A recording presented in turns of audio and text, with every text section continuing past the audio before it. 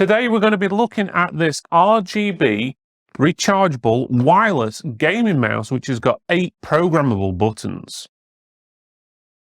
On the front of the box it says the manufacturer's name, which is KLIM. This is the Ace gaming mouse. It's got wireless on it, it's got gaming grade tracking speed, extended battery life, adjustable mouse sensitivity, or again, all this is according to the manufacturer. And the front of the box is pretty much black, but it's got a nice glossed version of the mouse on there.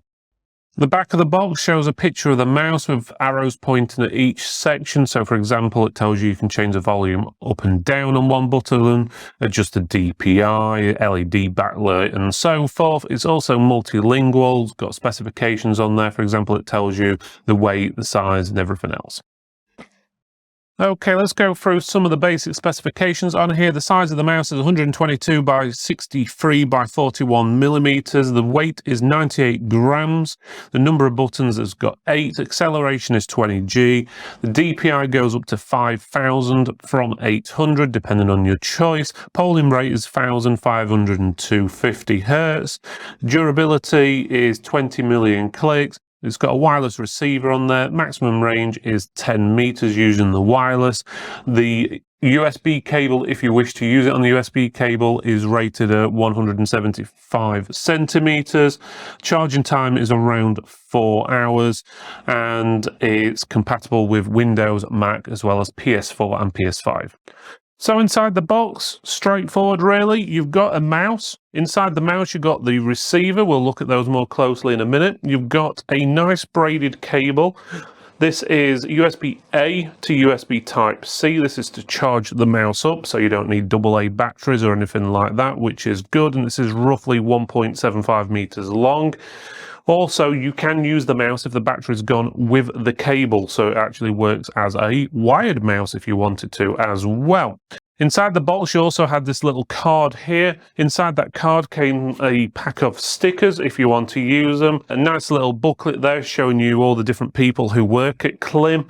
I'm not sure if it's really needed. It does give it a bit of a personal touch, but does it really need to be in there? Just stick it on the website and save on the paperwork and the environment. You've also got the user manual as well, which does seem to be quite in-depth. That is multilingual. Otherwise, that's it.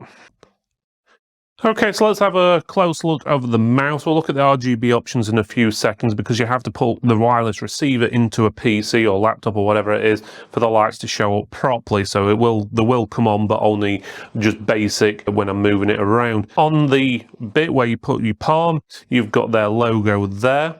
There is a button there for changing the DPI anywhere up to 5,000 DPI. You've got your wheel as well, which does light up on either side, which is nice, feels pretty smooth. We'll do sound tests of it in a few seconds.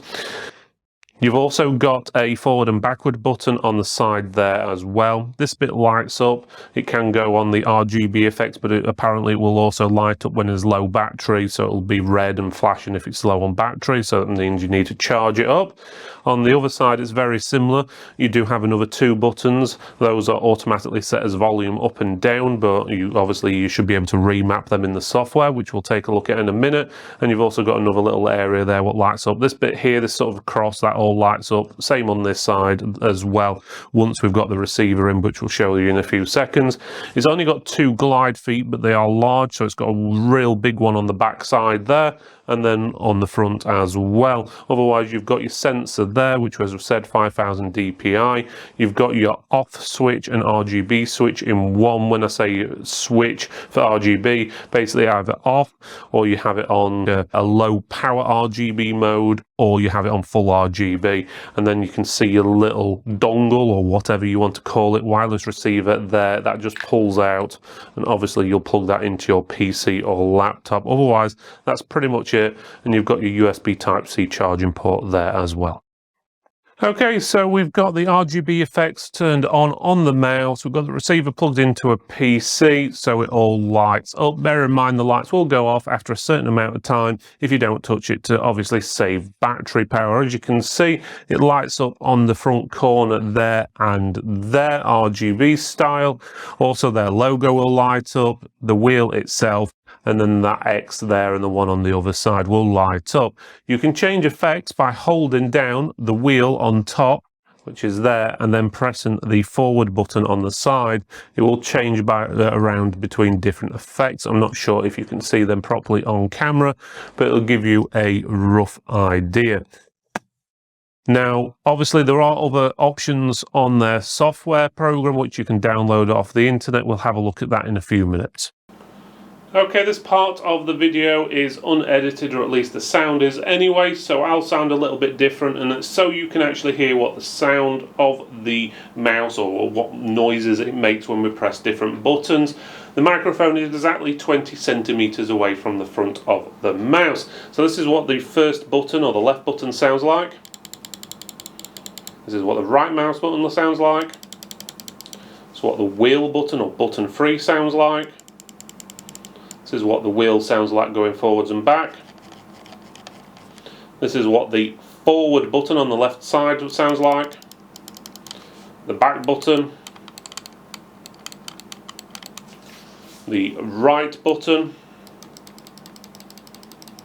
That's for volume up, and the right button for volume down.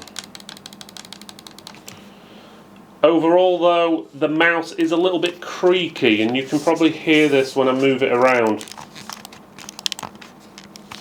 So I'm guessing the plastic's a little bit thin in places. It does seem a little fragile. I'm not sure how long it'll last. Probably last forever, you never know.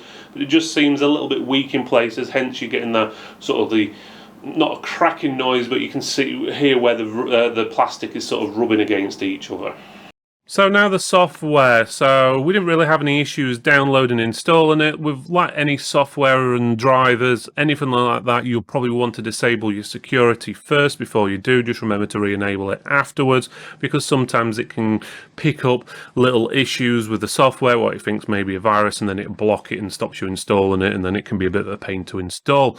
But anyway, getting back to the software itself, once you've loaded it up, it's pretty straightforward. The first page shows you the top of the mouse. You can see numbers on it, so it's numbered each of the buttons, and it shows you those buttons on the right hand side. So if you wanted to change your, let's say, forward button to something else, it gives you the option on there. So it can be a fire key, a key combination, macro, you can disable it, you can be DPI up and down, multimedia key, and even DPI lock. Lots of different options on there, and you can do that for basically, well, should I say, all buttons on there. You also have an option on here on the left. It shows you the battery, so you can see the battery is evidently at 69%, and it also shows you full, medium, low, so you know when it's getting full, medium, or low. You've got the profiles on there as well, so you can set up different profiles, which lets you obviously set it up for one way for playing one game. Let's say you play first-person shooters with a higher DPI, and then you want your strategy games with a slower DPI and different colouring on the mouse. You can do that. You've got your USB polling rate as well on the right hand side, so 250, 500 and 1000 Hertz. You've got your lighting effects at the bottom as well, so you've got different options on there. You can turn the LEDs off, which will save battery power if you are finding the battery runs out pretty quick. You've got neon, color trails, breathing, steady, flicker, and then depending, it's saying the mouse is offline. Let me just power it on. There we go. And basically you change, obviously, however you want it. You can change the colour, so you want to change between two colours, you can have them differently. You've got a tab at the top for DPI. This is where you can change the DPI. You can have different colour ones for different settings. For some reason, the software goes all the way up to 10,000 DPI, but the mouse is advertised as doing 5,000 DPI, so I'm not sure what's going off there, but from it doesn't seem to be any different, so I'm guessing it's uses that for lots of different mice and so forth. But in generally, most people won't want it above 5,000 DPI because it's going to be quite sensitive there. But you've got different stages, so you can have one stage, two stages, or whatever, so you can just swap between, say, 1200 and 200 if you wanted. Next, you've got parameters at the top, so this will change how sensitive it is, your scrolling speed, double click speed, you can adjust those all there as well. And then on the last page is for macro, so you can create a new macro, you can record the macro and then go back to the main page and tell it you want it, when you press the forward button, it to run one of the macros. It will do. It's usually used a lot in stuff like MMO based games.